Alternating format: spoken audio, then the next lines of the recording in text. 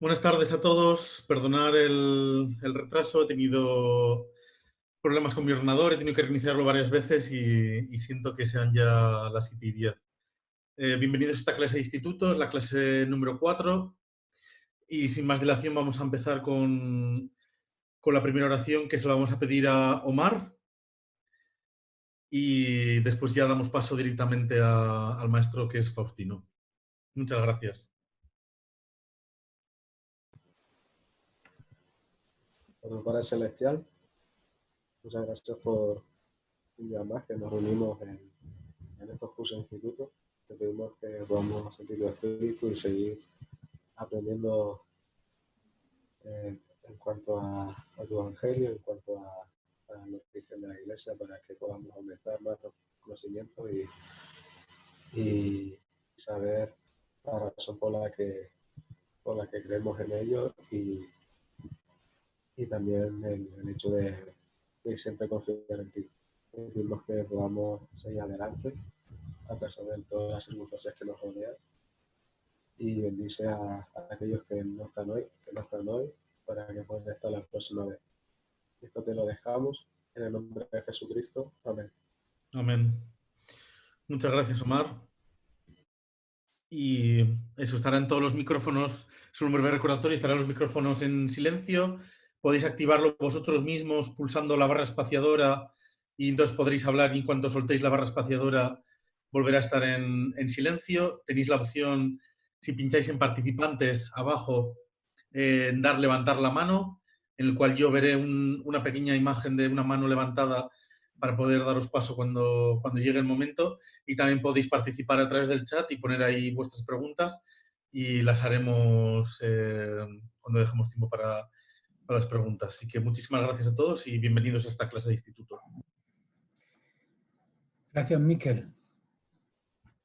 Habíamos dicho que hoy teníamos una tarea porque había algunas dudas sobre el Urim y Tumim y el rey Mosía y los jareditas. ¿Alguien ha preparado alguna respuesta? Aunque creo que en el grupo ya estuvisteis escribiendo y quizá aclarando la mayor parte, pero si hay alguien que quiera decir unos minutos sobre este asunto, y si no pasamos directamente al nuevo tema. El asunto del Urim y Tumim, los jareditas, Mosía y todo aquello quedó aclarado, ¿o había algún asunto aún pendiente de aclarar?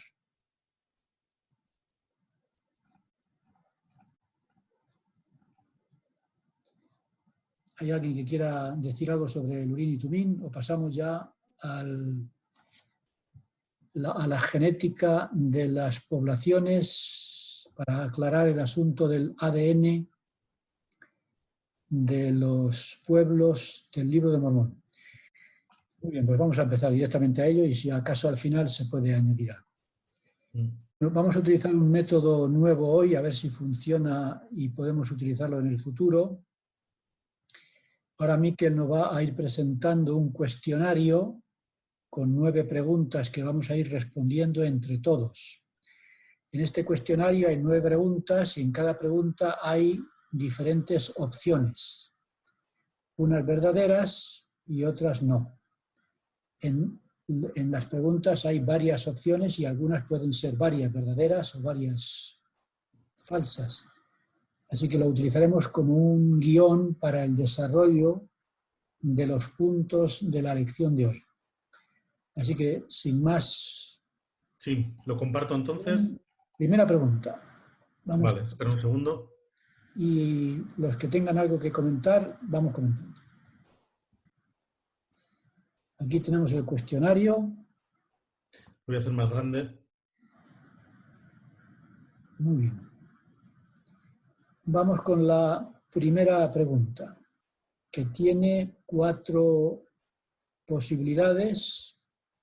Como digo, todas ellas pueden ser verdaderas, no pueden ser todas falsas, tiene que haber por lo menos una verdadera, pero puede haber más de una. En este caso tenemos 4 opciones. La primera pregunta es: ¿cuántos grupos de personas se registran en el Libro de Mormón? Ahí tenéis las 4 opciones y el tiempo sería vuestro. Decidme qué pensáis de cada una de ellas, cuál sería cierta, cuál no y por qué.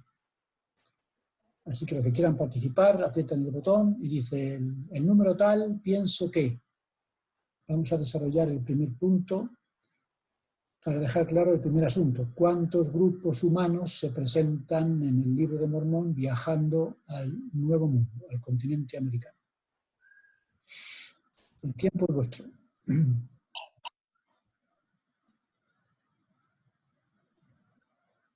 Son 3, ¿no?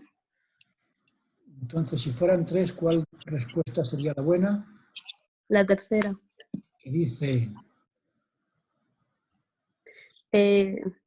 Nefitas, molequitas y jareditas. La primera pregunta, ¿por qué no? La primera respuesta, ¿por qué no es verdadera según tú? Porque los lamanitas y los nefitas, o sea, son de los mismos. Vienen de un mismo padre, de Leí. Entonces sería la familia de Leí, están todos unidos ahí, un grupo muy bien, el grupo de la familia de Leí, el grupo de Mulek y el grupo del hermano de Jared. ¿Algún comentario? ¿El número 4 es verdadero o no? No, porque no eran todos los mismos, ¿no? Muy bien, ¿un comentario de la pregunta número 1 o pasamos a la número 2? A ver, ¿quién quiere leer la pregunta número 2? Un voluntario o voluntaria.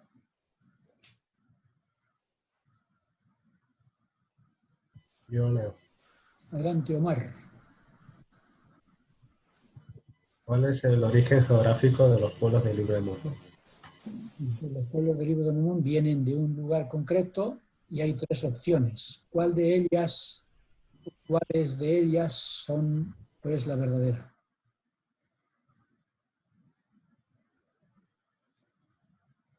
La tercera también.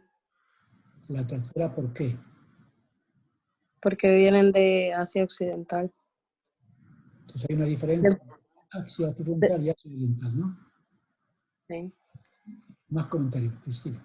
Del medio de Oriente, no sé cómo explicarlo.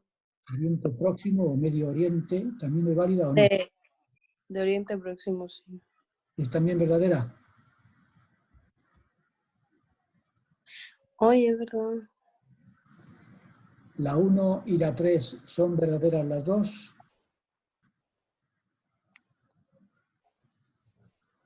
¿Qué pensáis?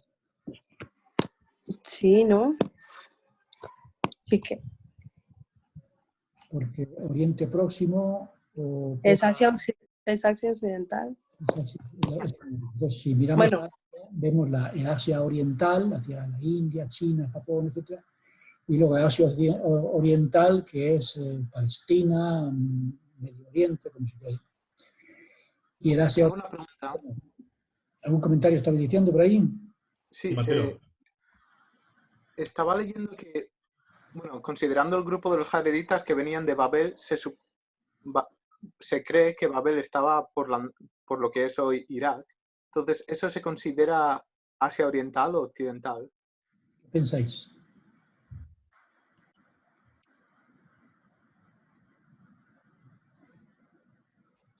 Toda la zona esa, de norte a sur, se considera occidental u oriental.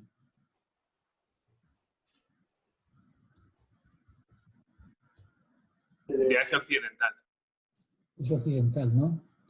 Entonces, toda esa parte, porque yo creo que la oriental había que irse hacia la India, Japón, China, ¿no? Mientras que la parte de Mesopotamia, la antigua Asiria, Babilonia, Palestina, Canaán, todo aquello se puede considerar, debería considerarse Asia Occidental, por tanto también el Próximo Oriente, Oriente Próximo, Palestina, etc. Mientras que el Asia Oriental es otro sitio. Así que los pueblos del Libro de Mormón que citamos en el punto número 1 vienen de Próximo Oriente y de Asia Occidental. ¿Algún comentario?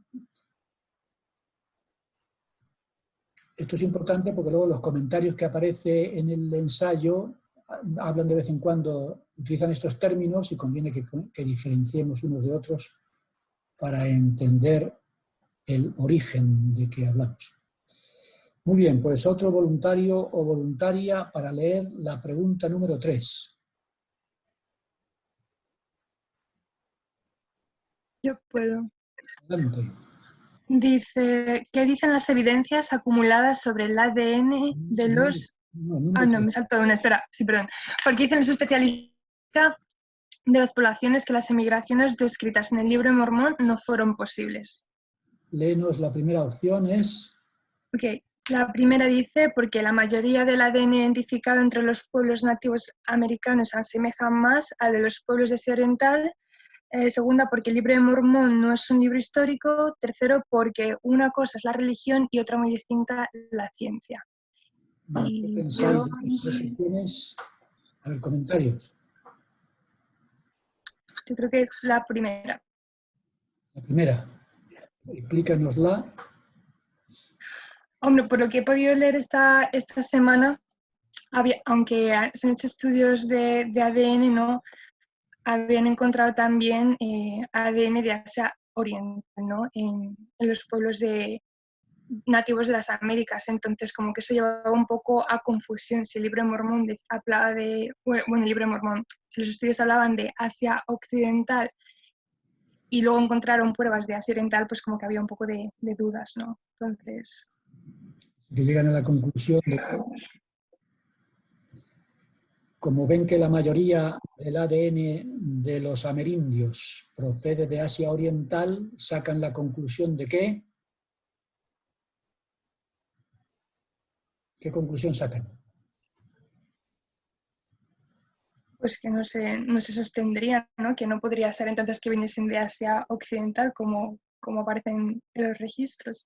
Entonces, en el ensayo una de las críticas que vais a escuchar contra el Libro de Mormón es los estudios de ADN, según la genética de las poblaciones, demuestran que no hay ADN de Asia Occidental, del Próximo Oriente, del Medio Oriente. Por tanto, no hay restos de los pueblos del Libro de Mormón. Por tanto, el Libro de Mormón no es un libro histórico, porque no existió Nefi, no existió Ley, no existieron Nefitas, no hubo Lamanita, no hubo Jarerita, no hubo Melequita, no hubo nada. Por tanto, el Libro de Mormón no es un libro histórico. No sé si os comenté que hay un grupo de personas que dicen: estamos dispuestos a aceptar el Libro de Mormón si reconocéis que el Libro de Mormón lo escribió José Smith, con la ayuda de quien fuere, como una novela para transmitir principios morales. Es decir, José Smith restaura ciertos principios utilizando una novela que no es histórica, es decir, que Nefi no existió, que Lamán no existió, que Alma no existió, pero él inventa ese libro para, de una manera más fácil, comunicar los principios del Evangelio restaurado. Entonces dicen: creemos que los principios que se transmiten por medio del Libro de Mormón son verdaderos, pero el medio no es histórico, es novelesco. Y además se confirma cuando viene la ciencia de la genética de la población y demuestra que en efecto no hay ni rastro de ADN de Asia Occidental o del Próximo Oriente. Por tanto, tenéis que aceptar que no hay tal. Y esta crítica la leeréis por aquí y por allá, y es de lo que se trata de debatir básicamente en este ensayo. ¿Algún comentario sobre este punto 3? ¿Estamos de acuerdo? Pues vamos al punto número 4. A ver, voluntario, voluntaria para leer el punto 4. Venga, alguien que no haya leído todavía y quiera estrenarse. Yo puedo. Adelante. ¿Qué dicen las evidencias acumuladas sobre el ADN de los amerindios? 1. Que la mayoría de ellos tienen un ADN asiático, principalmente de Asia Oriental. Pues mirad, 2. Dos. ¿Leo todos o no? Todos, tú, sí. 2. Como los pueblos del Libro de Mormón proceden de Asia Occidental, su ADN no tiene conexión con los amerindios actuales. 3. La tercera parte del ADN de los amerindios se originó en Europa y en Asia Occidental, y después de mezclarse con un grupo de Asia Oriental, emigraron al continente americano mucho antes que los pueblos del Libro de Mormón. Por eso tienen un ADN de Asia Oriental. 4. El ADN de los pueblos del Libro de Mormón representa solo una pequeña parte del ADN de la antigua América. Por eso no es significativo en la genética de los amerindios actuales. Muy bien. A ver, ¿cuáles son verdaderas y cuáles no lo son? La número 1, ¿es verdadera o no?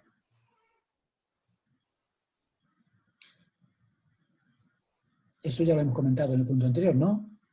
Las evidencias demuestran que la mayoría viene de Asia Oriental. Ya lo hemos comentado, por tanto, es cierto que eso es lo que afirman los estudiosos del ADN de los amerindios o de los nativos americanos. El 2, ¿es verdadera o falsa?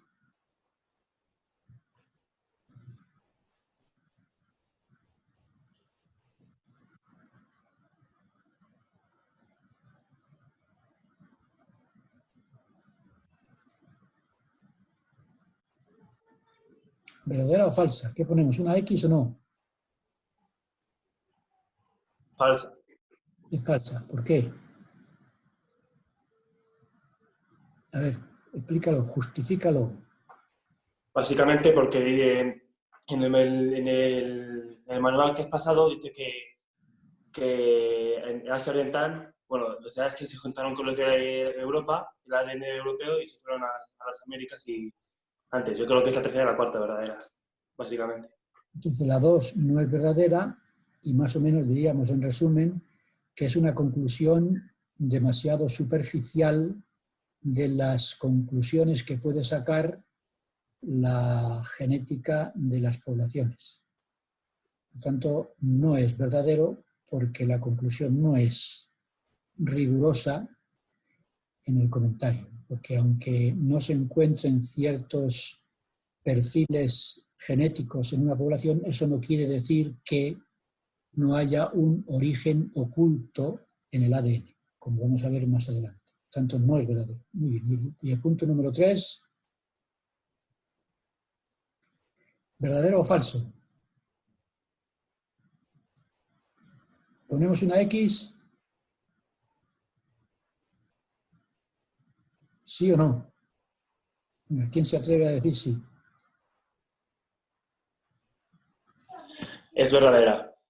Entonces ponemos una X, ¿no? Si nadie está en contra, ponemos X. Aunque la verdad no se vota, en este caso estamos buscando evidencias.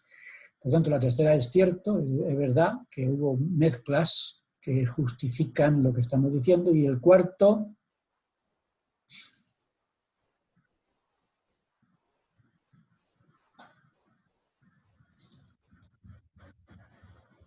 ¿verdadero o falso? ¿Me cambio en X? ¿Verdadero? Muy bien. Si estáis de acuerdo, ponemos una X también. Es decir, es verdad que la muestra del ADN de la población, los pueblos del Libro de Mormón es tan pequeña que, como veremos después, los efectos especiales sobre el ADN hace que pueda extinguirse o quedar oculta. Muy bien, pues si no hay ningún comentario sobre la pregunta número 4, pasamos a la número 5. A ver, lector, lectora, 5.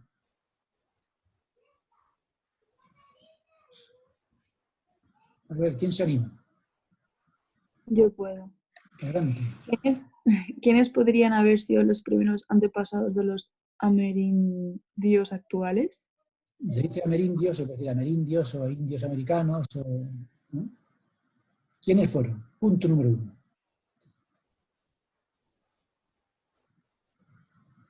5-1, adelante. Puedo seguir yo si quieren. Según algunos eruditos, un grupo de personas que entraron en el continente americano por el estrecho de Bering se separa de América de Asia. ¿Qué separa de América de Asia? ¿Verdadero? Ponemos una X. Sí, es verdadera, sí. Muy bien. Entonces es cierto que algunos eruditos dicen que por el estrecho de Bering, que une ahí Asia con Europa, pasaron grupos que podían haber sido los primeros en entrar en el continente por el norte y luego ir extendiéndose, y cuando llegan los habitantes los pueblos del Libro de Mormón se encontrarían ya ellos allí, aunque no tuvieran ningún encuentro según el Libro de Mormón. Segunda opción, segunda pregunta, respuesta. Venga, tú misma. La segunda respuesta. Ok, según la mayoría de los miembros de la Iglesia del pasado, los pueblos del Libro de Mormón fueron los primeros y más numerosos y casi los únicos que se establecieron en el continente americano en el principio. ¿Es verdad que eso es lo que decían en la Iglesia al principio? A ver, decidme, Sí, es verdad. en este punto la Iglesia hizo algunos cambios en los libros canónicos. ¿Os acordáis de los cambios? Y yo lo tengo marcado en el manual, en la página 18. ¿Quién tiene por ahí o quiere comentar para aclarar este punto que en un principio parece que no estaba tan claro? Entonces, algunos miembros de la Iglesia del principio decían que a América los primeros en llegar fueron los pueblos del Libro de Mormón. Y como Dios guardó América para ellos, desconocida para otros pueblos, fueron los primeros y quizá los únicos durante mucho tiempo. Y la Iglesia, para dejar eso claro, hizo algunos cambios en el texto de la edición. Si alguien tiene un Libro de Mormón de los antiguos, verá que no coincide algunas palabras con la versión actual del libro. ¿Cuáles son los cambios que se han hecho? Frase. A ver. Pues en el primer párrafo de la introducción se hizo un cambio en el que hablaba de cómo dice que es una historia de la comunicación de Dios con los antiguos habitantes de las Américas, que esa era la versión antigua, y ahora solo dice antiguos habitantes de las Américas, precisamente por eso, porque se cree que podría haber habido más personas. Entonces ese sería uno de los cambios. Eliminó el artículo determinado, ¿no? Con esta razón que tú has dicho. Y la segunda. Y la segunda. Sí. La segunda está en el segundo párrafo, hacia el final, cuando dice que los lamanitas son los principales antecesores de los indios de las Américas, pero el cambio se hizo a que se hallan entre los antecesores de los indios de las Américas. Así que para dejar bien claro que no fueron los principales, unos entre otros, ¿no? Muy bien, pues ahí este cambio, que yo me acuerdo que vino en la edición de inglés del año 2006, que yo lo hice a mano en mi libro de papel, hasta que luego ya apareció en el formato electrónico en las nuevas ediciones, aclaran este punto, que no es cierto, según se pensaba en el principio, que los pueblos del Libro de Mormón fueron los primeros en llegar al continente americano y durante mucho tiempo fueron los únicos, y la mayoría, porque si así fuera, eso sí que crearía problemas en el estudio del ADN, ciertamente. Y hemos leído todos, ese es el punto número 2, es cierto que pensaban esto, y el punto número 3 que dice, ¿quién era la lectora de este punto? Yo. Ok, sigo. Según los eruditos actuales de la Iglesia, la llegada de los grupos del Libro de Mormón es compatible con la llegada al continente americano de otros grupos antes y después de ellos. ¿Ponemos la X, sí o no?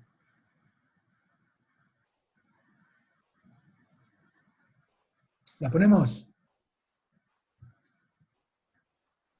Sí, ¿no? Muy bien. Verdadero. Entonces hemos leído ahí que el Libro de Mormón nunca, y José me lo comenta también, el Libro de Mormón nunca quiso dejar la idea de que nadie vino antes de ellos y que durante mucho tiempo estuvieron allí. Es cierto que en el Libro de Mormón no se habla de los que entraron por el estrecho de Bering y otros grupos y demás, pero eso no quiere decir que no existieran. Entonces, por las razones que sean, el Libro de Mormón solamente habla de sus grupos. Y eso no excluye la posibilidad de que en otras partes hubiera otros grupos anteriores y posteriores. Este es un punto importante para lo que vendrá después. ¿Algún comentario sobre este punto 5? ¿Quién quiere comentar o ampliar o corregir o preguntar? ¿Está claro el punto 5? Pues venga, si no hay ningún debate, abrimos el punto 6. Alguien que no haya leído y que quiera leer el 6 completo. La pregunta es... Yo puedo. Adelante. El efecto fundador explica que cuando un grupo pequeño de una población mayor emigra, la nueva población puede llegar a ser muy diferente al grupo original. ¿De qué manera complica este efecto el sacar conclusiones definitivas del estudio del ADN de los pueblos del Libro de Mormón? Muy bien, entonces un grupo pequeño entra en otro grupo, se mezcla y eso puede hacer que el ADN empiece a modificarse e incluso a ocultarse. Y este efecto fundador, que no se lo ha inventado la Iglesia, que forma parte de la genética de las poblaciones, hace que el estudio del ADN de los pueblos del Libro de Mormón y cualquier otro pueblo no sea tan sencillo como algunos hacen creer para negar la realidad de los grupos del Libro de Mormón emigrando al continente americano. Muy bien, pues venga, tú que hayas leído la pregunta, léenos las posibles respuestas. 6.1.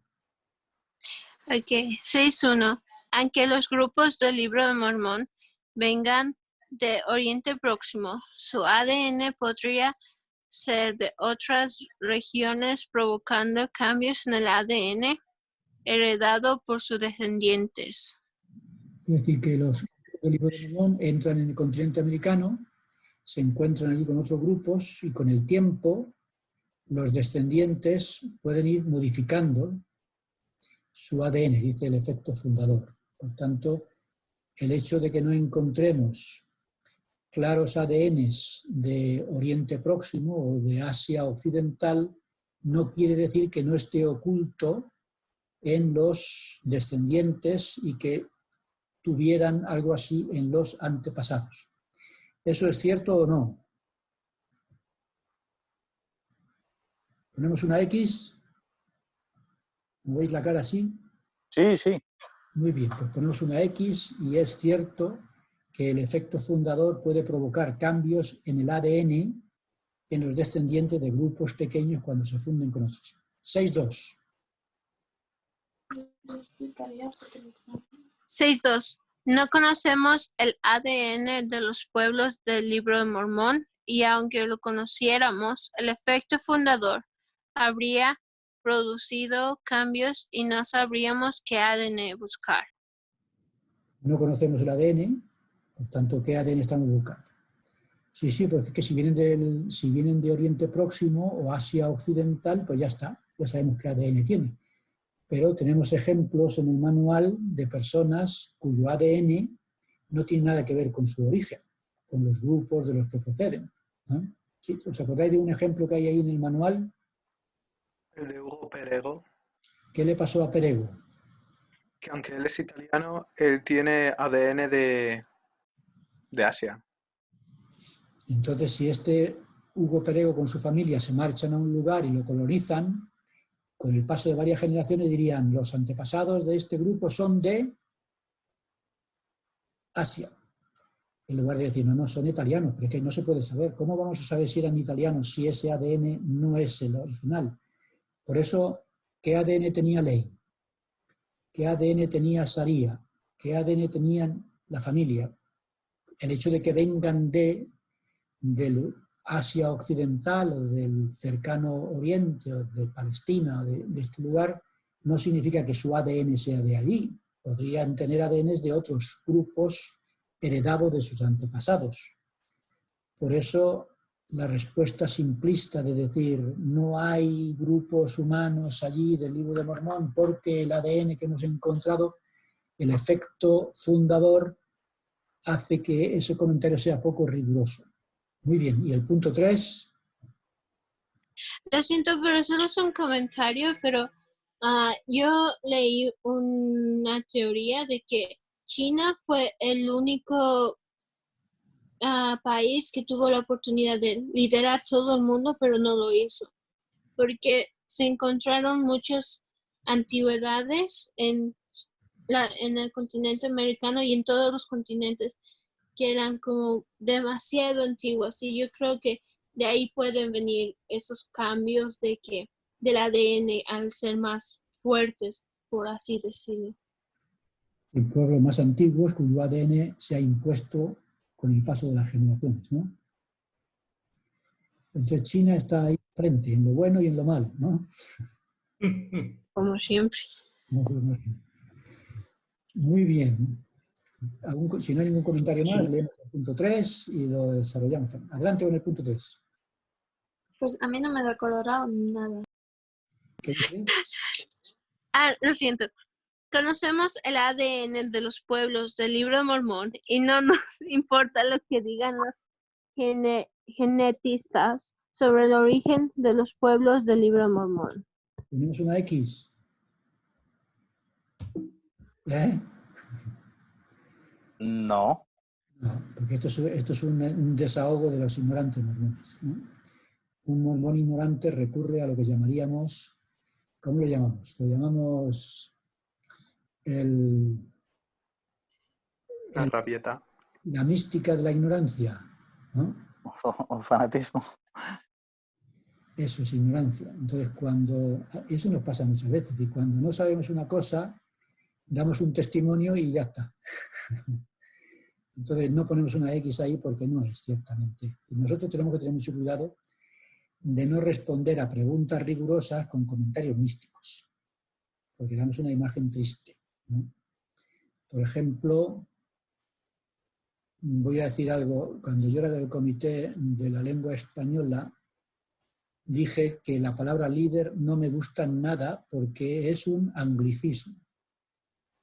Entonces uno del comité me dijo, no, líder no es un anglicismo. Digo, pues si no es un anglicismo, ¿qué es? Yo le dije, y entonces hablaré de Lázaro Carreter, el antiguo director de la Academia de la Lengua, que dijo que la palabra líder no la necesitamos para nada, con perdón. En la iglesia se usa continuamente y yo siempre que puedo la quito. Porque él decía, un líder viene de lead significa dirigir, por tanto tenemos la palabra director, dirigente, no necesitamos la palabra líder. Y él decía, en caso extremo, podríamos utilizar líder con un matiz que habla de las personas que por sus virtudes atrae de una manera natural a las personas. Pero incluso ahí se utiliza muy mal la palabra líder, mezclando, ¿no?, las cosas. Entonces este hermano me dijo, bueno, nosotros a los obispos, yo le dije, un obispo no se convierte en líder porque lo ordenen y lo aparten. Si eres líder es porque tienes unas cualidades personales que hace que la gente te siga. Y a lo mejor en un barrio la gente no sigue al obispo, sigue al presidente del quórum, que tiene unas cualidades distintas. O en el ejército. Hola. Sí, sí. Perdón, Faustino, que es que tenía que hacer un comentario de esto de la palabra líder.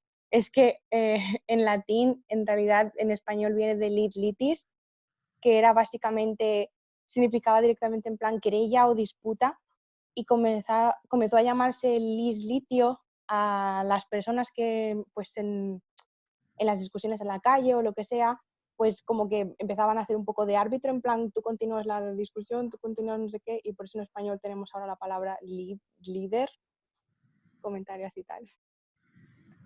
No sé, yo, a ver, si nos metemos, a lo mejor es lo del ADN, ¿no? Si vamos al ADN de la palabra, a lo mejor como el perego, ¿no?, que era italiano, ahora latín. Pero vamos a ver, Lázaro Carreter, yo le dije a este hermano, Lázaro Carreter me inspira más confianza que todos los miembros de este comité, porque es el director, antiguo director de la lengua española, de la Academia de la Lengua Española. Y él me dijo, nosotros no somos del mundo. Nosotros estamos creando la lengua de la restauración. La Academia de la Lengua Española es una lengua del mundo, una organización del mundo. Nosotros no somos del mundo. Y yo dije, bueno, pues no voy a seguir hablando porque ya la mística se convierte en una excusa para ocultar la ignorancia, ¿no? Pero bueno, ese punto que tú me has dicho podría ser. Si viene del latín, entonces lo aceptamos. Pero Lázaro Carreter no se iba tan lejos y decía, no necesitamos la palabra líder y basta con que digamos dirigente o director. Pero bueno, es un debate paralelo, solamente para indicar que a veces puede ocurrir que cuando no tengamos respuestas a la ciencia, salgamos con el testimonio y, como dice aquí, pensemos que de esa manera salimos del atolladero, pero lo que hacemos es que nos metemos mucho más en el agujero. Así que si no sabemos, no sabemos. Y este ensayo trata de enseñarnos, en el mundo de la genética de las poblaciones, algunos principios importantes para que no nos engañen quienes, sin rigor y de una manera superficial, sacan conclusiones en contra del Libro de Mormón, hablando del origen de las poblaciones. Muy bien, entonces conocemos el ADN, ya lo hemos visto, ¿no? El 6.3, hemos dicho que ese testimonio ahí no pinta nada. Muy bien, pues seguimos adelante. A ver, alguien que no haya leído y quiera leer el punto 7.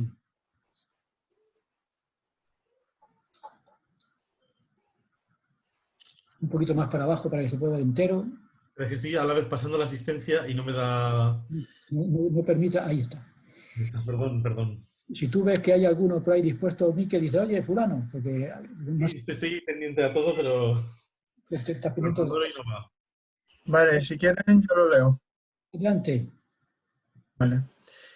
El llamado efecto cuello de botella consiste en pérdida de perfiles genéticos con el paso de los siglos y la muerte por diferentes razones de gran parte de una población. De esa manera, las generaciones posteriores heredan solo el ADN de los supervivientes. ¿De qué manera afecta eso al estudio del ADN de los descendientes de los pueblos del Libro de Mormón? Entonces el cuello de botella está claro, ¿no? Y con el paso de las generaciones van desapareciendo muchas personas por enfermedades, por guerras, por todo tipo de problemas. Y cuando se reduce la población, entonces se van perdiendo ciertos perfiles genéticos que hace que los descendientes hayan cambiado su ADN en muchos aspectos. Y esto hay que tenerlo en cuenta cuando se critica al Libro de Mormón por lo que estamos comentando. Muy bien, pues léenos las diferentes respuestas y las comentamos. 7.1. Vale.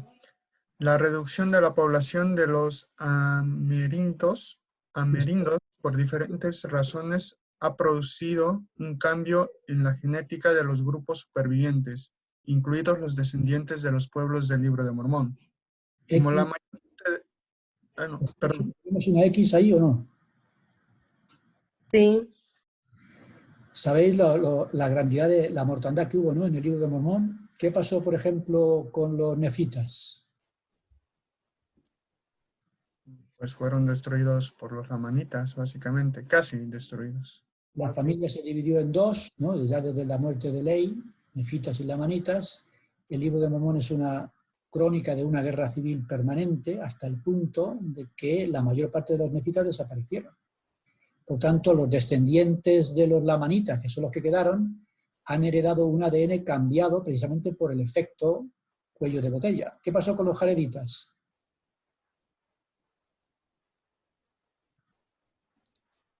Pues también fueron destruidos por sus... millones de personas. ¿Cuántos quedaron de esos millones?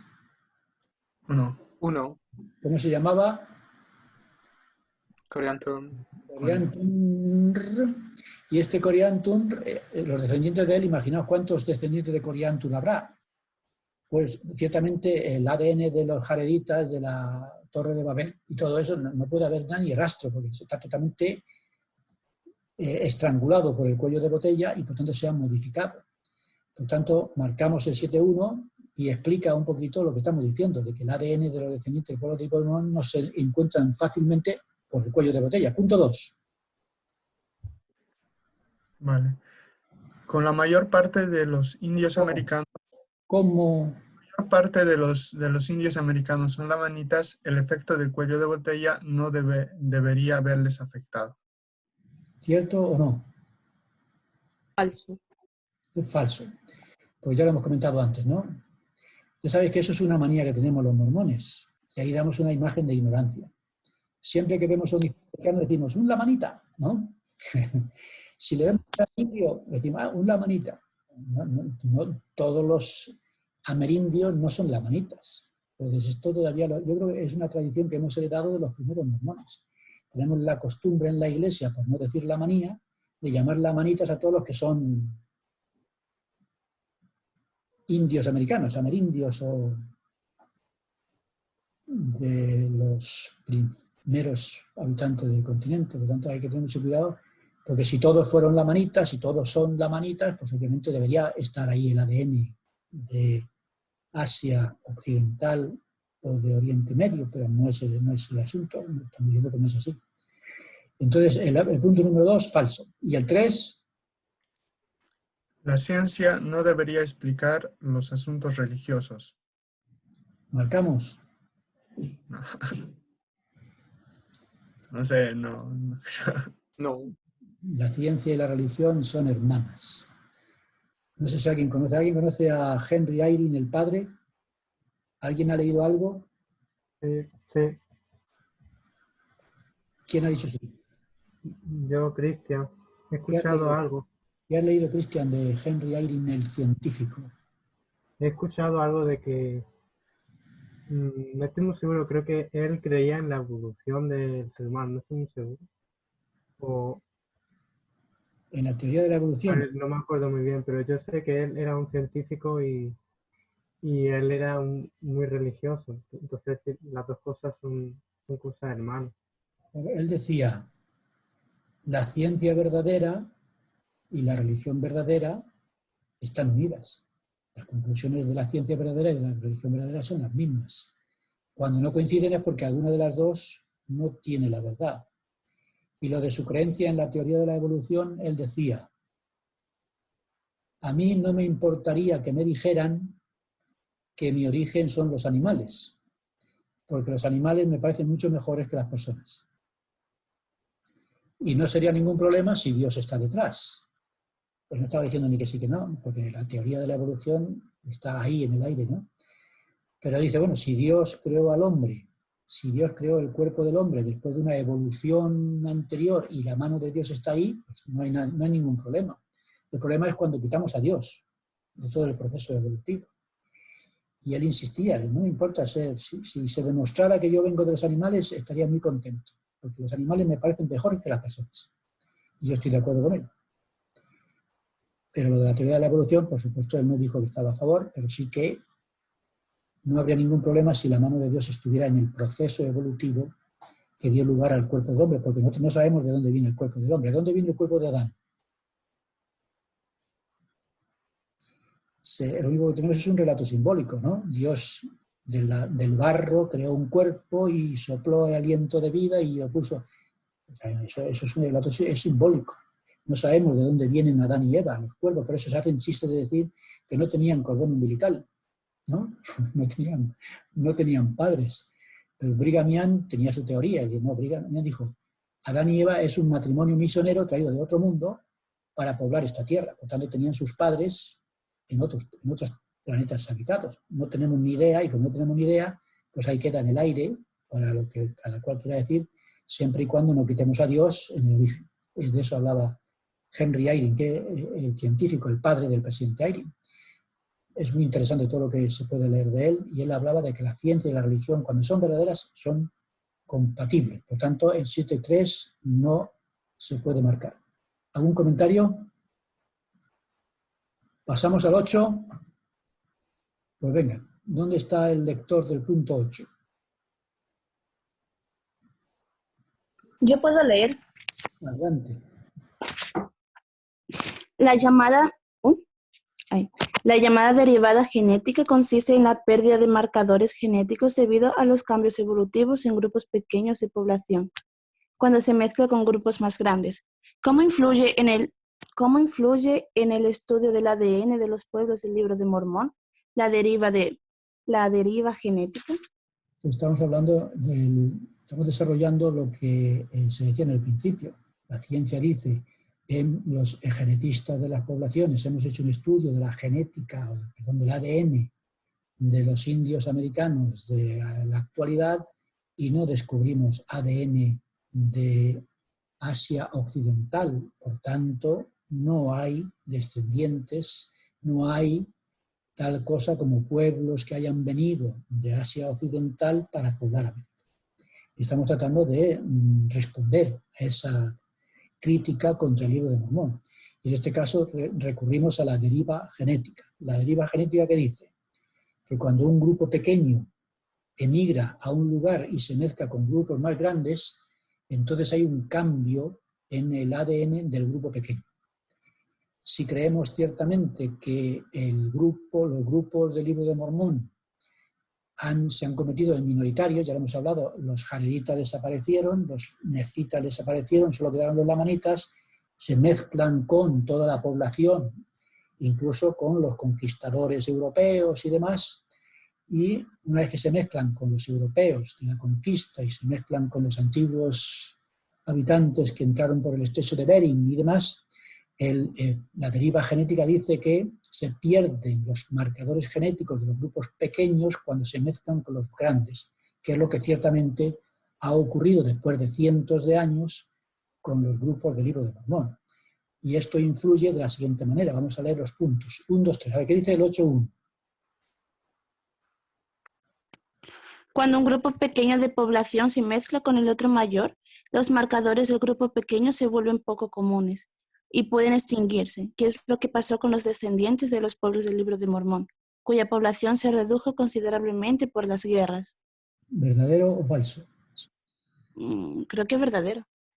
La X, pues si nadie está en contra, la X está puesta. ¿Comentarios? Nada, como no hay comentarios, pasamos al punto 2. Los cambios y mezclas del ADN con el paso generacional hacen que los predominen los marcadores genéticos de la población más grande, que no era la de los pueblos del Libro de Mormón. Quitamos los, que es una errata, entonces hace que predominen los marcadores genéticos de la población más grande, ¿no? Que no eran precisamente los del Libro de Mormón. ¿Verdadero o falso? Verdadero. Muy bien, entonces ponemos una X y nadie tiene nada en contra. ¿Algún comentario sobre este punto? Tengo una pregunta. Pregunta, adelante. En verdad se sabe y se puede asegurar que realmente había otros pueblos que no están escritos en el Libro de Mormón, o simplemente hay una posibilidad. Bueno, los eruditos dicen que los del estrecho de Bering, otros grupos pudieron llegar allí. ¿Os acordáis? Por ejemplo, yo me acuerdo que decía, yo estudié en la escuela que los vikingos también llegaron al continente americano, ¿no? Entonces hay evidencias históricas de grupos que emigraron al continente americano y que fueron llegando allí. Lo que pasa es que el Libro de Mormón no habla de ellos. Por tanto, a los mormones simplones, que somos la mayoría, nos da por pensar que en América solamente había los descendientes del Libro de Mormón. Y luego ya pues los españoles fueron allí, mataron a todos los indios y se mezclaron con las indias y ahora el resultado es un ADN hispano-indio. Y eliminan a los vikingos, y eliminan a los que llegaron por el estrecho de Bering y demás. Y tenemos evidencias históricas que dicen que otros pueblos llegaron, que poco a poco pues, se fueron mezclando. El Libro de Mormón no habla de ellos porque el Libro de Mormón es una crónica de unos pueblos determinados. Y por las razones que fuere, no hay ningún comentario de otros pueblos. José Smith, y tenéis una cita en el manual, dice que no hay incompatibilidad entre el Libro de Mormón y otros grupos que vinieran antes o después.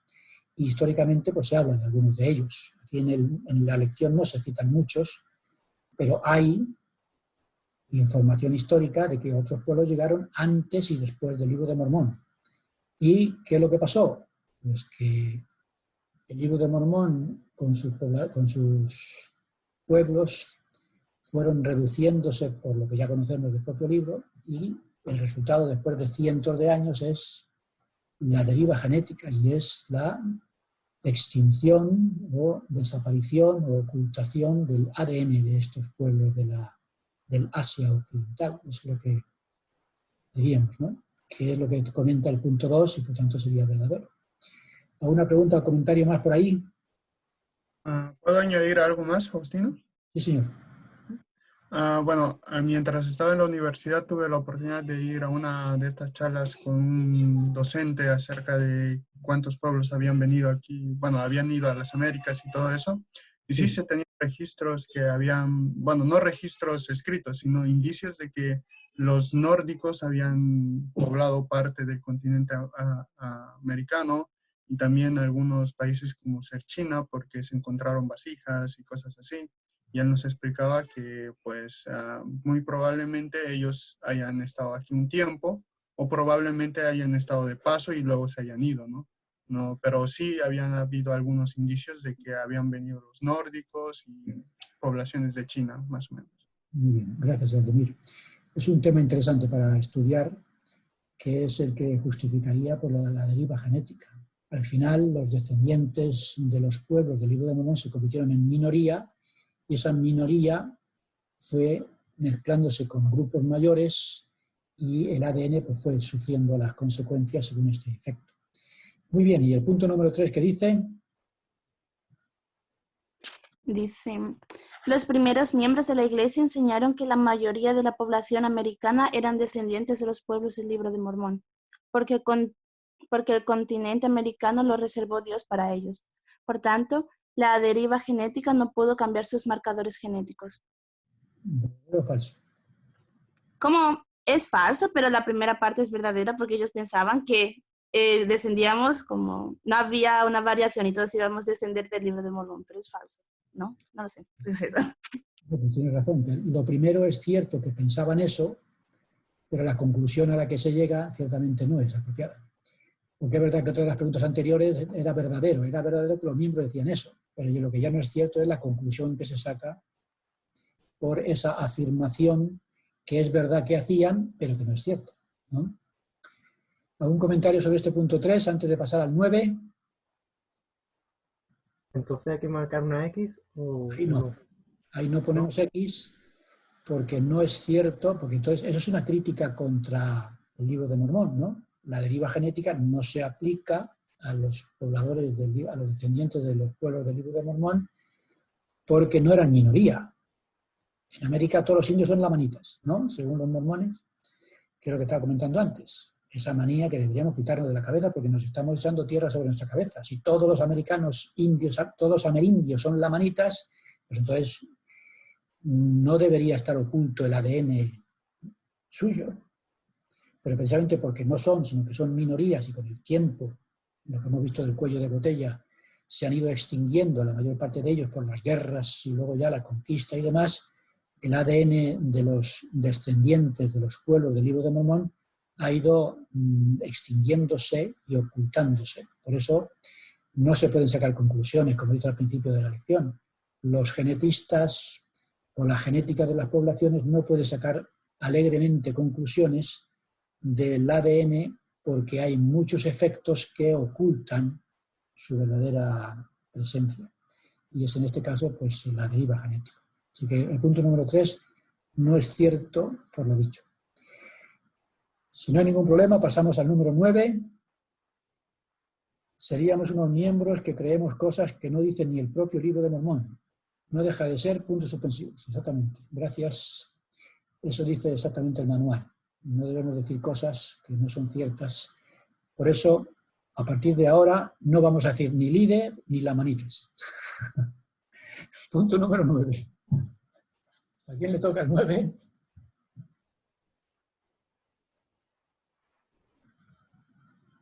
¿Algún voluntario o voluntaria? Lo puedo leer yo.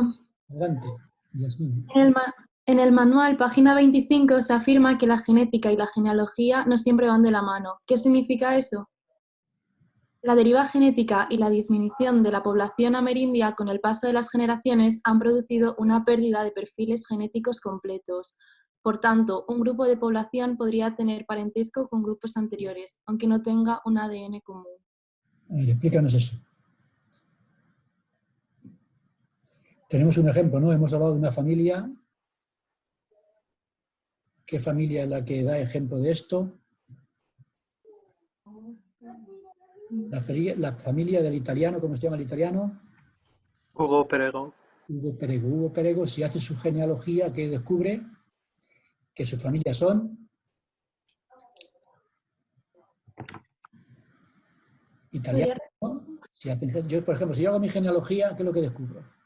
Pues que la mitad de mis antepasados son andaluces, un 25% son de Alicante y el otro 25% son de Murcia. Esa es la genealogía. Pero a lo mejor si estudio mi ADN, descubro que soy un chino, ¿no? Sí. Y eso sería peligroso en esta época. ¿Por qué? Pues porque dice el punto número 1 que la deriva genética habla de ¿qué? Que la disminución de la población amerindia, con el paso de las generaciones, puede hacer que uno tenga antepasados del país, genealogía, pero el ADN es distinto porque está oculto, ¿no? Sí, entonces es verdad. El ADN habría que ir mucho más atrás, se supone, pero que una cosa es la genealogía, mis antepasados físicos, y otra cosa es la genética, que son mis antepasados cromosomas, ¿no? Sí. Por tanto, ponemos una X, es cierto, muy bien, el punto número 2.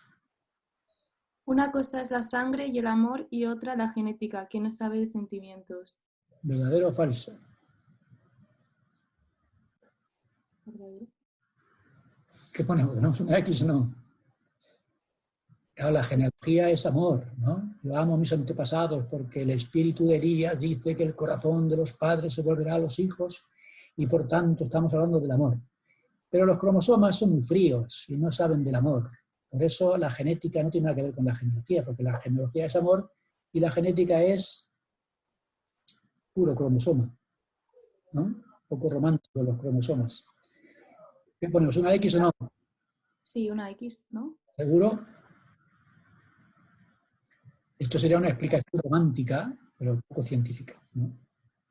Entonces no, habría que ponerla porque la semejanza... Yo pondría que no. ¿Eh? Es no. Que yo pondría que no. Claro, entonces no es verdadero, ¿por qué? Pues porque la genealogía habla de antepasados que a veces el ADN cambia, como en el caso de la familia Perego, que su genealogía dice que son italianos, pero su ADN indica que son de origen chino, casi por ahí, de Oriente. Por eso son dos cosas distintas y no tiene nada que ver ni con el amor ni con el romanticismo. ¿Y qué dice punto 3? No deberíamos mezclar las cosas de Dios con las cosas de los hombres. Ponemos una X. Solo X. Las cosas de Dios en la genealogía, la historia familiar, y las cosas de los hombres en la genética. Por tanto, no hay que mezclarlo. ¿Ese argumento es válido? Sí. ¿Seguro? Hombre, se supone que para Dios no hay nada temporal, todas las cosas son espirituales, ¿no? Entonces, ¿hay que ponerlo o no? La verdad es que no deberíamos mezclar las cosas de Dios con las de los hombres. Pero ¿Pero yo esa pienso es la respuesta? ¿Es la respuesta a la deriva genética? No. No, pues, claro, estamos hablando de la deriva genética, es un asunto científico y por tanto ese es el argumento místico, ¿no? Como no tengo ni idea de lo que es la deriva genética, porque nunca he estudiado genética de las poblaciones, pues digo, no vamos a mezclar las cosas de Dios con las de los hombres, por tanto, no hay más que hablar, ¿no? No, eso no es una respuesta, es cierto que no hay que mezclarlo, pero en este caso la ciencia y la religión se pueden mezclar, ¿no? O es que no tiene todo un mismo origen. Tiene el mismo origen. La ciencia y la religión tienen todos un origen mismo, en Dios. Por ejemplo, el presidente Nelson, Russell M. Nelson, él es doctor, es un profesional de la medicina, ¿no?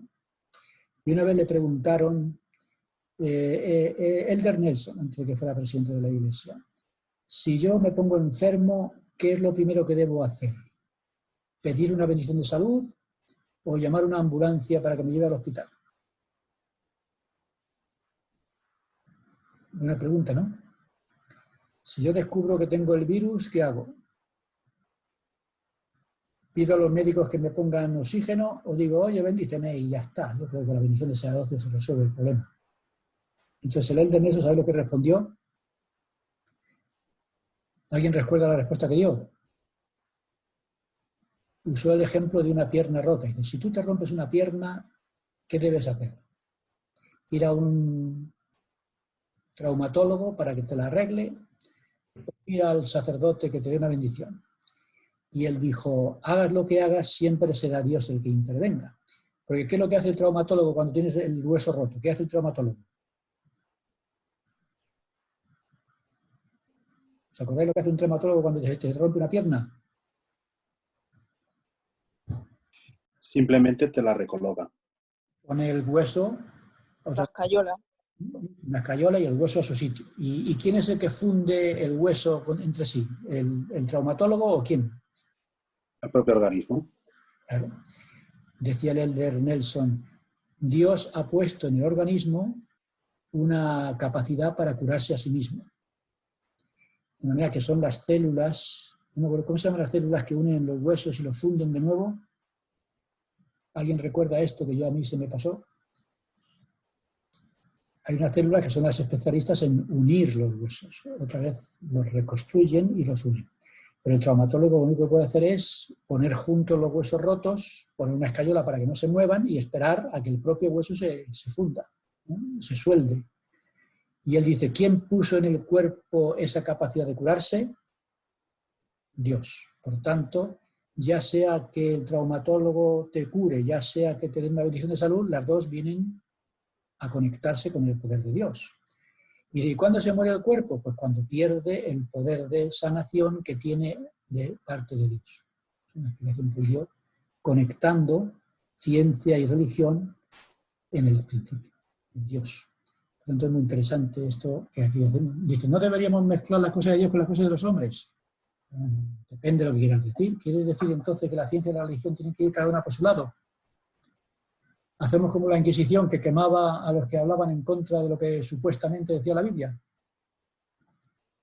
¿Os acordáis de Galileo lo que hacía, no? ¿Os acordáis de Galileo?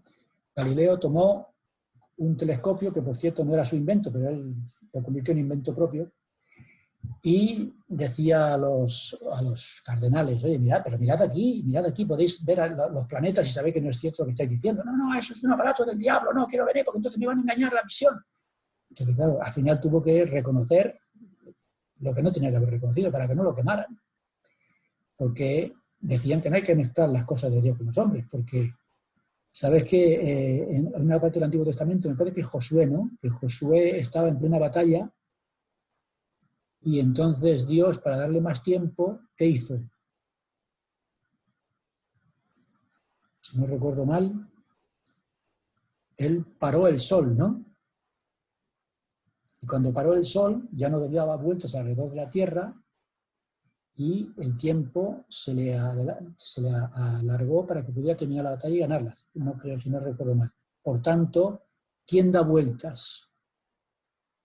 Si vemos que el sol sale por el este y se pone por el oeste, la Tierra es el centro del universo, es lo que se llama la teoría geocéntrica del universo, el sistema solar, y el sol es el que da vueltas alrededor de la Tierra. ¿Por qué? Porque obviamente se puede ver en la Biblia y además tenemos a Dios que paró al sol, no paró la Tierra en su giro de rotación. Por tanto, Galileo estaba en contra de las Escrituras y si no se les decía lo quemaban. ¿Y qué dijo él? Bueno, pues nada, no se mueve. ¿No? Corre la tradición de que dijo en silencio por lo bajito, si mueve. ¿No? Entonces la ciencia y la religión están unidas. Y la mística no debe separarlas para ocultar la ignorancia. Muy bien, pues esta es la última pregunta. Así que aquí una cosita, las células que usted estaba diciendo se llaman los osteoblastos. Los osteoblastos. Muchas gracias. Los osteoblastos, que las órdenes de Dios. Dice Dios a los osteoblastos, venga, ya ha puesto el traumatólogo los huesos juntos, ahora vosotros a fundirlos, ¿no? A soldarlos. Muchas gracias. Bueno, pues el cuestionario ha terminado y ahora abrimos unos minutos para que añadáis, comentéis y demás, y cuando ya no tengáis nada que decir, hago un comentario sobre la lección que viene y terminamos. A ver, ¿algún punto que queráis comentar, ampliar, preguntas antes de cerrar la lección? Yo tengo una pregunta para ti, pero sería después de la clase, después de cerrarla todo esto, porque es otra cosa. Como dicen ahora, por privado, ¿no? Bueno, si alguien lo quiere escuchar, yo no tengo ningún problema. Simplemente es para no interrumpir la clase con esto. No, si no es un asunto privado, puede enseñarnos a todos. Así que tenemos unos minutitos. ¿Tenemos todavía tiempo, Miquel? ¿Cómo andamos de tiempo? Tenemos 10 minutos. 10 minutos tenemos. Pues venga, tu pregunta puede tomar 2 o 3 y en 7 minutos cerramos. Adelante con la pregunta en público. Dinos. No, a ver, bueno. Si quieres. Te la suelto tal cual. Estábamos hablando igualmente sobre el tema de la genética, es como decirte el tema del diluvio, ¿no? Lo que podría llegar a afectar en el tema de la genética, el hecho de que, claro, solamente, según tenemos los registros, solamente se salvó Noé, su familia y 2 de cada especie, ¿no? Sí. Pero luego también es verdad que, por ejemplo, el libro sagrado de los mayas, que es el Popol Vuh, también tienen un registro sobre cómo explica que las aguas subieron hasta tal punto, ¿no? Y los científicos durante mucho tiempo estuvieron diciendo que el diluvio no era verdad, que la Biblia se lo inventaba, pero que este registro de los mayas y aparte otro registro también de los chinos sobre este mismo efecto, pues al final dijeron que, bueno, podría ser de que un cambio pues climatológico y tal diera esto, ¿no? Ellos le llamaron a la descongelación y demás historia. ¿Cómo afectaría eso, no? Quisiera saber tu opinión, más que nada. Bueno, eso es una buena pregunta. Igual que tenemos la pregunta del Urim y Tumim y los jareditas y Mosía y demás. Entonces yo reconozco mi ignorancia. Así que lo que podemos hacer es lo siguiente, ya que el tiempo es escaso y la pregunta es muy interesante y deberíamos dedicarle el tiempo. Yo os propongo que estudiemos todos de qué manera esa reducción drástica de la población, ahí sí que se fue un cuello de botella, ¿no? Desaparecieron todos menos una familia y a partir de ahí diríamos que el ADN de Noé y su familia es lo que se transmite después a nosotros, puesto que los demás desaparecieron. Así que vamos a hacer un estudio, si os parece, a esta pregunta muy interesante, de qué manera influye en la genética de las poblaciones el cuello de botella drástico y violento del diluvio, que nosotros creemos que fue literal, ¿no? Así que ¿os parece bien que tengamos ahí esa pregunta para estudiarla durante la semana y el próximo día yo empiezo preguntando y me gustaría que me comentara, y yo reconozco mi ignorancia, como no soy genetista de las poblaciones, no sé hasta qué punto ese cuello de botella influiría, pero quizá en ese efecto del cuello de botella y demás puede darnos unas pistas para sacar algunas conclusiones. Pero bueno, yo estoy seguro que hay publicaciones por ahí que pueden ayudarnos. Así que ahí tenemos esa pregunta que me parece muy importante, interesante, para estudiarla junto con el tema de la semana que viene. ¿Me parece bien? Muchas gracias. Pregunto, ¿os gusta este sistema? Porque yo puedo estoy pensando hacer un cuestionario sobre el tema siguiente, que es la historicidad del libro de Abraham, que es uno de los temas que son, digamos, favoritos de los anti-mormones. Así que voy a hacer un cuestionario a semejanza del que acabo de hacer sobre el ADN y lo voy a dar a Miquel y lo vamos a poner en el grupo. Y durante la semana podéis ir leyendo el cuestionario y puede servir de preparación para el debate de la clase próxima. Así que la clase próxima vamos a empezar con la respuesta a esta pregunta, lo que hayáis averiguado, el cuello de botella del diluvio y su influencia en la genética de las poblaciones del mundo.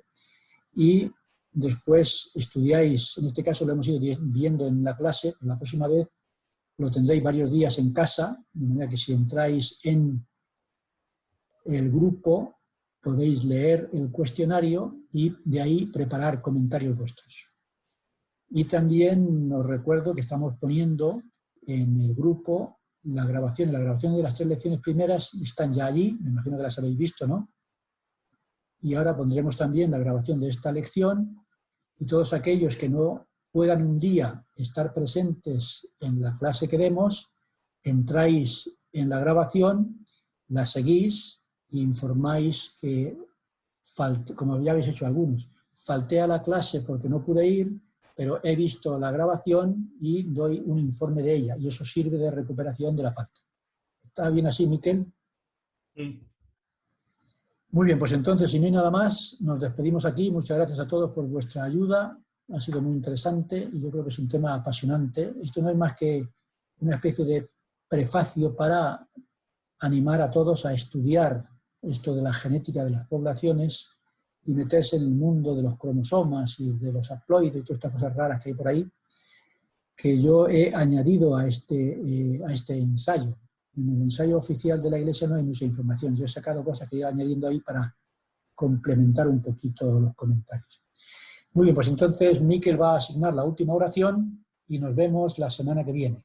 Si conocéis a alguien que no está matriculado y quiere matricularse, que sepa que se puede matricular perfectamente, lee todo lo que hay grabado, recupera así las faltas y se incorpora a la clase. La matrícula está siempre abierta, así que os convierto en matriculadores, para que no tengamos el cuello de botella, sino lo contrario, ¿no? Una ampliación de la población matriculada. Muy bien, pues un abrazo a todos y muchas gracias. Miquel, cuando quieras. Gracias, Faustino. Vamos a pedir a Guillermo que por favor pueda ofrecer la última oración y hablamos más por el chat en WhatsApp y ahí continuamos las conversaciones. Muchas gracias a todos.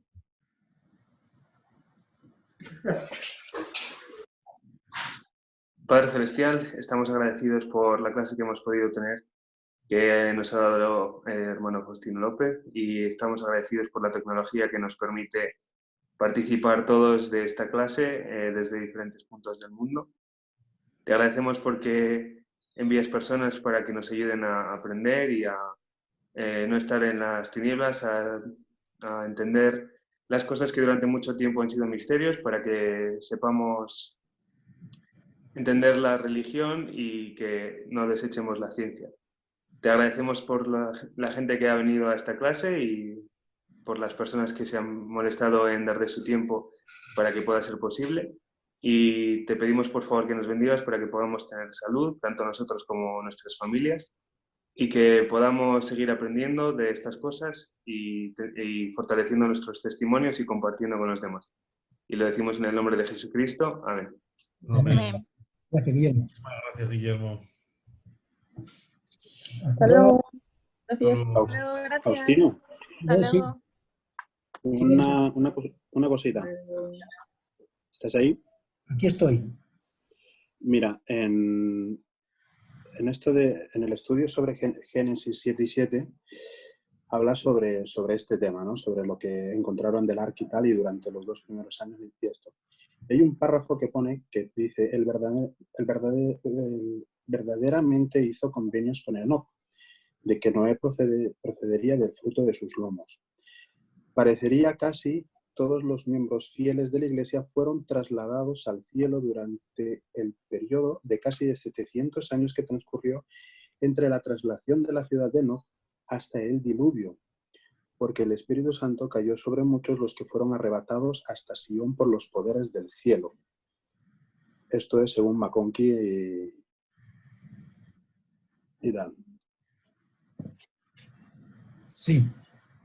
¿Tienes alguna pregunta? Esto podría arrojar, porque claro, si a mí me dicen que solamente en el diluvio se salvó Noé y por eso hay este cuello de botella, podría arrojar luz sobre esto, que podría existir, tal y como dicen ahora los historiadores, que tanto la nación maya como la civilización aquí en China, que estas dos civilizaciones pues que están ¿cómo decirte? Están geolocalizadas, ¿no? En distintas partes, que dieran también veracidad sobre la existencia real del diluvio.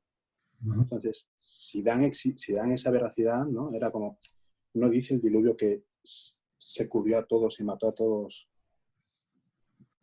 y no existiría, entonces, ¿quién registró aquello, no? Bueno, lo que sabemos, según la perla de gran precio y demás, es que Dios mandó a Noé predicar el arrepentimiento, estuvo predicando el arrepentimiento mucho tiempo, y todos los que aceptaban su mensaje, el Señor se lo llevaba a la ciudad de Enoc, trasladados. Y así se trasladaron, no hay un registro que yo sepa de cuántos aceptaron el mensaje y por tanto cuántos se trasladaron a la ciudad de Enoc. Pero sí es cierto que muchos se salvaron del diluvio porque Dios los trasladó a la ciudad de Enoc. ¿Cuándo vino el diluvio? Cuando ya nadie quería saber nada y por tanto ya le dijo a Dios a Noé, entra en el arca, y así de aquí se acabó. Y se ahogaron todos menos los peces, ¿no? Y eso sí. No sé si después hubo algún contacto entre estos seres trasladados y la tierra y tal para que el cuello de botella no fuera tan estrecho, pero ese es un punto interesante para añadirlo al debate que podamos tener al principio de la próxima semana. Es un punto interesante, que no murieron todos en el diluvio, solamente los malos. Los inicuos, sí. Exacto, como ocurrirá en el milenio. En el milenio no morirán más que los malos, los demás perecerán después de que la tierra se bautizó por inmersión con Noé, y en nuestra época se va a bautizar con fuego, ¿no? Y Espíritu Santo. Así que el Señor nos pide confesados, y según dicen algunos, los buenos serán trasladados, y después de que la tierra la queme y mate a todos los malos, entonces los buenos bajarán de su traslado y continuarán 1000 años en la tierra, incluidos los de la ciudad de Enoc y demás. Así que eso es un punto interesante. Muchas gracias para meditar sobre este asunto que comentamos. No, gracias a ti. Merci. Un abrazo, sois todos unos eruditos y estoy encantado de aprender con vosotros. Hasta la semana que viene. Cierro ya la clase. Muchas gracias a todos. Hasta luego, Jorge. Gracias, Miquel, por tu ayuda. Hasta luego, amigo.